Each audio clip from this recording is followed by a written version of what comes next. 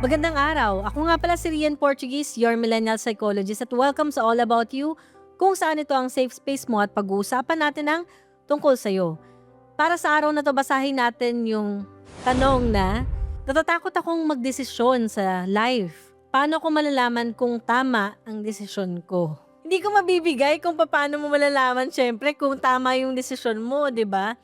Kasi wala naman talaga tayong blueprint para malaman natin kung tama ba yung desisyon or paano ba tayo magka-come up talaga dun sa isang desisyon na masasabi natin 100% okay na okay siya.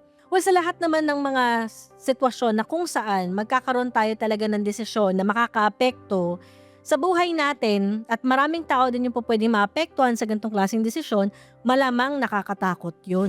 So una na dito ang tip natin, mahalaga na kino-consider din natin kung ano yung nararamdaman mo dun sa desisyon na yon.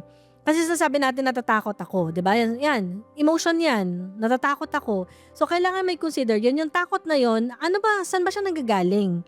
May mga tao na parang okay lang mag-decide kasi kaya naman nila afford naman nila may privilege sila na kapag kunwari when it comes to business, nagkamali sila sa business, okay, pwede naman sila umulit, 'di ba? Pero kung kunwari ikaw yung type of person na gusto mong mag-business pero yung pera mo, 'di ba, pinaghirapan mo yun, life savings mo yun, 'di ba? Malamang yung takot mo sobrang valid. Punta tayo dun sa pangalawa na sinabi mo, paano ko malalaman kung tama ang desisyon ko? Ito ngayon yun. Pagdating sa buhay, sad to say, kailangan ng trial and error. So sabi ko, error, di ba?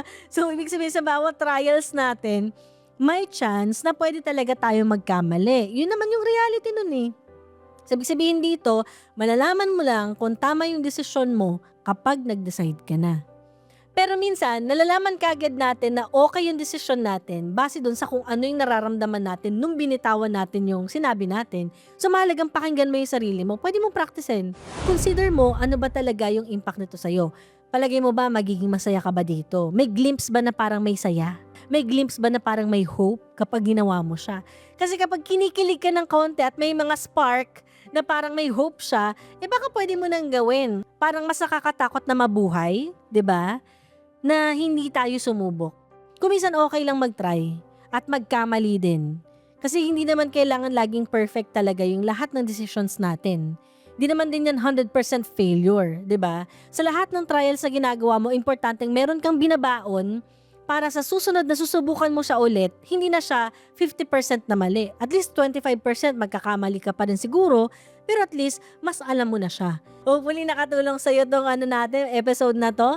Maraming salamat sa question at sana naman naliwanagan kayo. At syempre pwede nyo na i-share yung mga experiences ninyo sa comment section. Kung meron kayong mga questions na may kinalaman din dito, huwag kayong mahiya at itanong dito sa email. No? I-send niyo yung mga questions ninyo or yung concerns niyo sa email na mababasa niyo sa baba. So muli po, this is Rian Portuguese, your millennial psychologist. Maraming salamat.